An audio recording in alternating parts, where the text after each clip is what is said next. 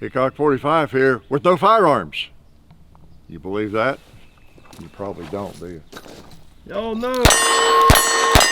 Yeah. Light strike on one of those rounds, didn't it? Yes, here we are with the Charter Arms. Get this, are you ready? It's called the Undercoverette. Yeah, it's one of their undercover series, and this one is the Undercoverette. I guess because it's 32 caliber, right? And because sometimes it might not fire. No, I don't know. That's the first time that's happened, but we're going to shoot a variety of ammo. 32 H&R, that's what we got.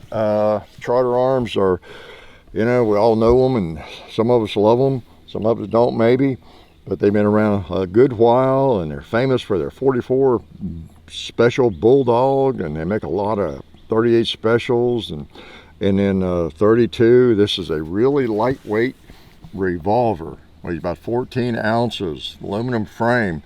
But you might be interested to know you could get something this small that holds 6 rounds. Yeah, Undercoverette, says right on the barrel, on the short barrel. Yeah. So we're going to shoot it, talk about it a little bit, and I want to thank the people that help us. Davidson's Gallery of Guns, who lent us this, where I got this. Yeah, Davidson's Gallery of Guns. You get a guaranteed lifetime replacement on your firearms. And then SDI, the Sonoran Desert Institute. Get yourself some distance learning, firearms technology, drone technology, you name it. Check them out too. So yeah, I for a reason, I have a lot of different types of 32. H&R, 32 long, and I won't go into too much of that. I'll save the brass. I won't probably ever hand load it, but I'll save that. And it is it's an up and coming, is that the correct way to say it? It's been around a long time. People used to, back in the day, not think anything about carrying a 32, whether it was an automatic or a revolver. It was a gun, it was a bullet. You know, people didn't obsess as much back in the 20, maybe in the 1800s they did a little bit, I don't know.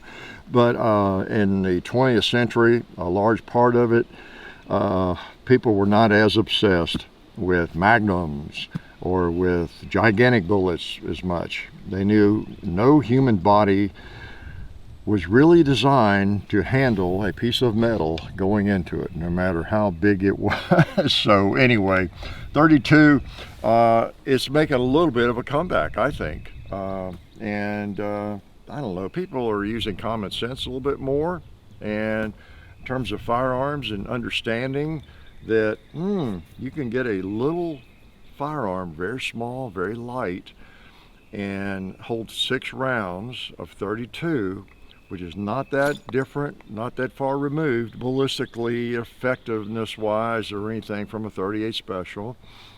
And it depends, you know, we could argue that. And you know, in a small package, 6 rounds, pretty nice. It's an attraction to me. I'll tell you why. Look what we got over here.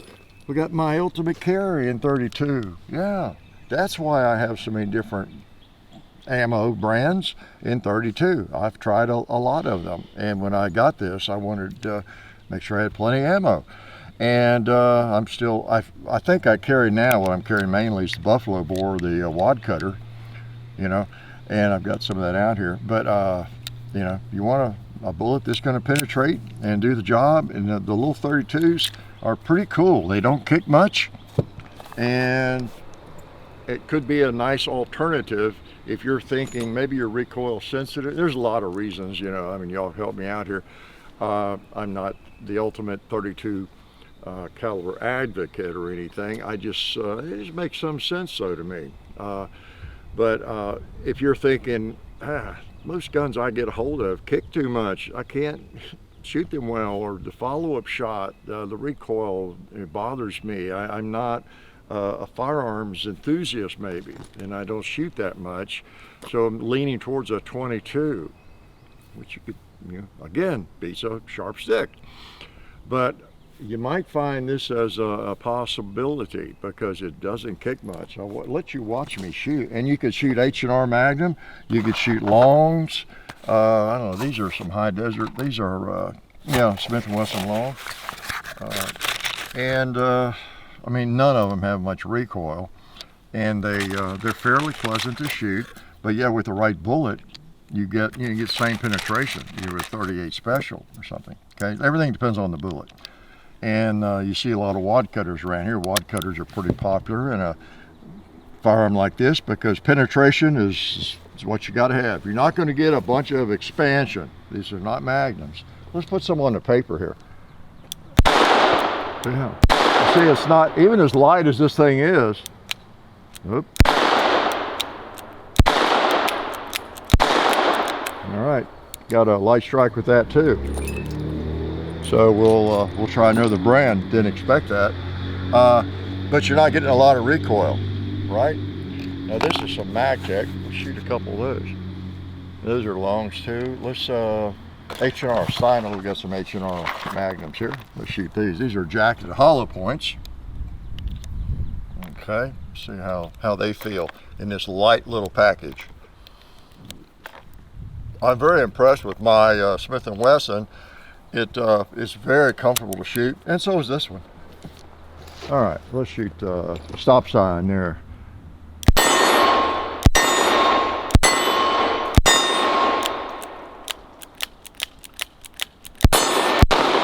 Okay, we got some light strikes there too, don't we? So that would not be great, a great situation. You want to get that looked at for sure. But they're light and they are handy, and it looks like I got some dirt under that star there on that star extractor, which is a bad thing with a revolver. Oh no, I don't. That's just the way it's made. Okay, that's the way I was looking at it. Okay, okay, yeah, it's an interesting design. Huh? Yeah. Okay, I just hadn't noticed that. Okay, well, let's try some other. Let's try some buffalo bore. Okay, I want to thank Alabama Holster for their support of the channel. In fact, I was using their holster. It's not meant for it, but I put it in the holster for my J-frame, and just as we opened there, there it is, buffalo bore. Let's try some of those. Yeah. And also thanks to Rent-A-Gun. Try that gun before you make a choice. Rent something you're thinking of buying, rent something you don't even plan to buy. Great option there, Rent-A-Gun. All right, buffalo bore. And these are, where's the lid? Yeah, now these are 32 Colt New Police, 32 Smith & Wesson long, and 100 grain hard cast, 900 feet per second. Okay, all right. You could probably judge that by watching them across the range, right? Let's go for the cowboy down there. Ooh. I like the feel of that. I'm going to stay with double action. Okay, those all fired. Interesting. Well, whenever I'm having difficulty with primers or ammo firing in something at light strikes, whenever I put buffalo bore in, it works. Let's try something. I've got some double tap too. Let's try that. Didn't mean for this to be a hammer test, but it's turned into that, hasn't it? But the 32, this thing, you know, for about 4 big bills, you know, they're not all that expensive. It's a Charter Arms. You know, they're not a Smith, they're not a Colt. Everybody knows that.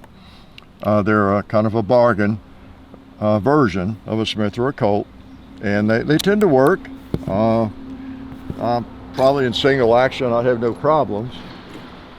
Let's do a couple of single actions. Let's go on out to the gong. Why don't we try? Hey, hit that thing. I can't believe it. I can't believe it. Now that had a little bit of recoil. Here's a 2 liter that needs to be shot right here. Whew. And then notice when I shoot something, I'll shoot the stop sign. Look. Hits it pretty hard, even though it's a 32, you know, except for the round that didn't go off. It just didn't get up much velocity, if you notice that. So, yeah, and that was, now those are pretty stout. Double tap's known for that.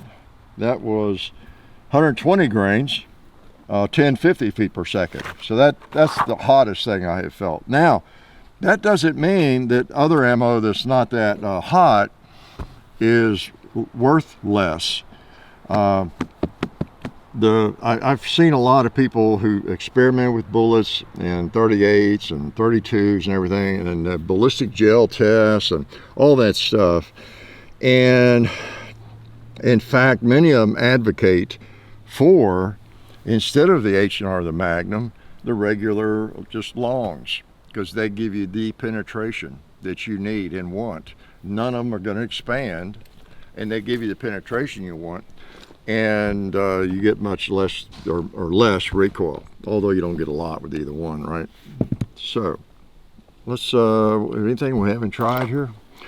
Never did get the MagTech in, did we?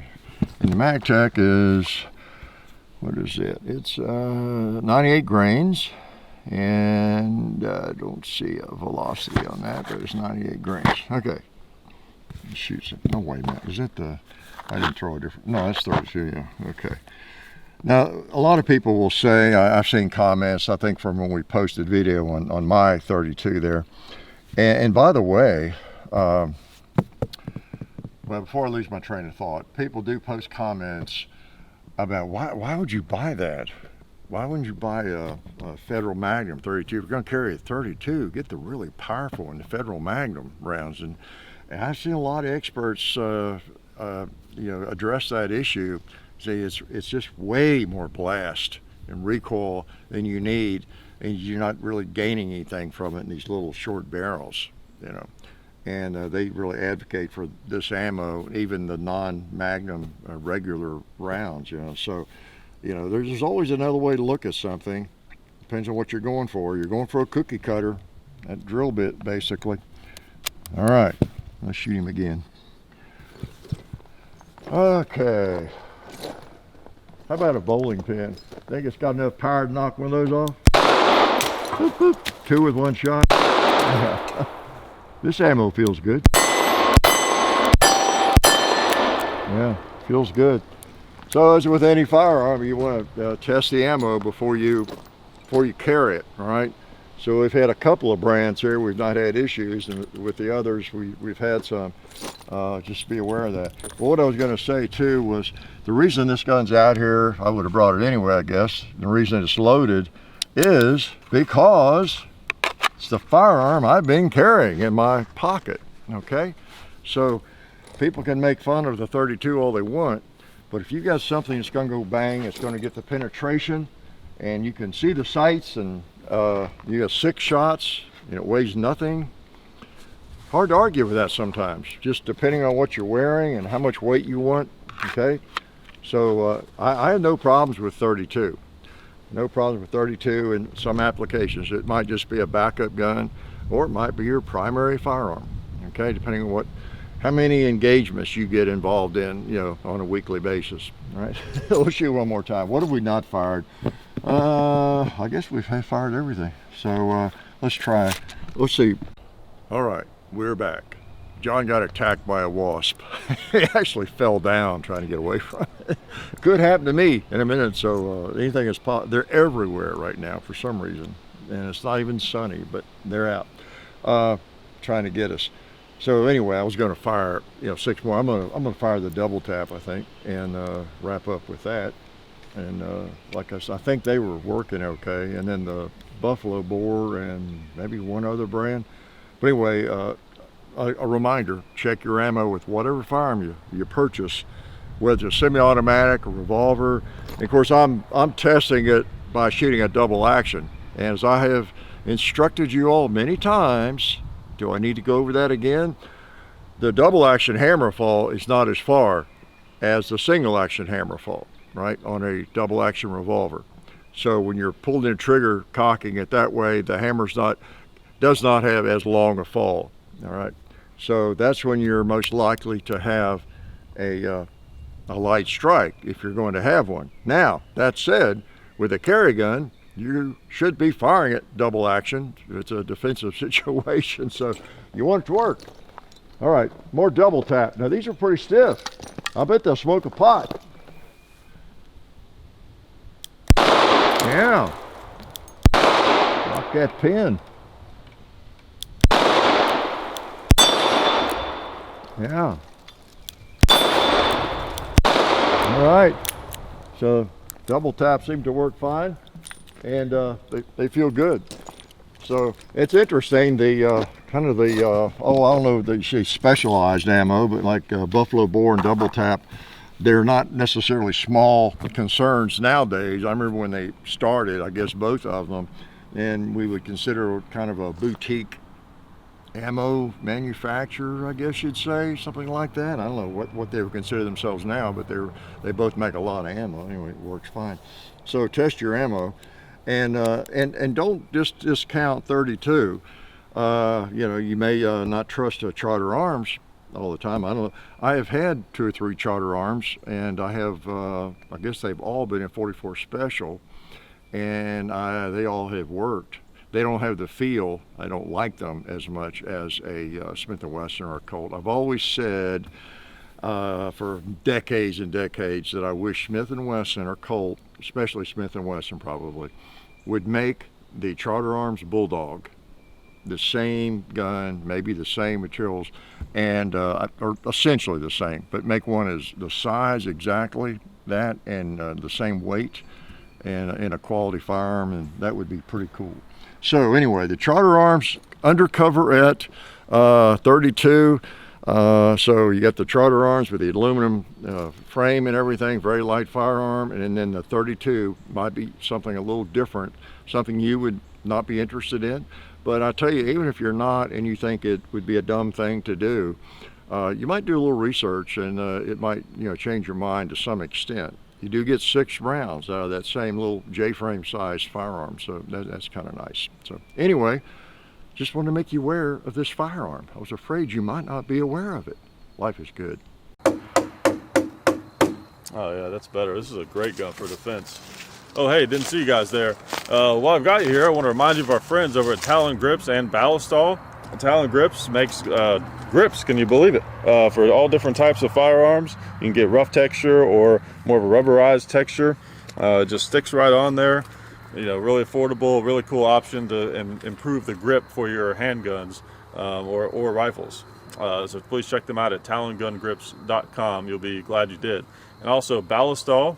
Dad has been using Ballistol for many years. It's a cleaner and a lubricant, and it's non-toxic.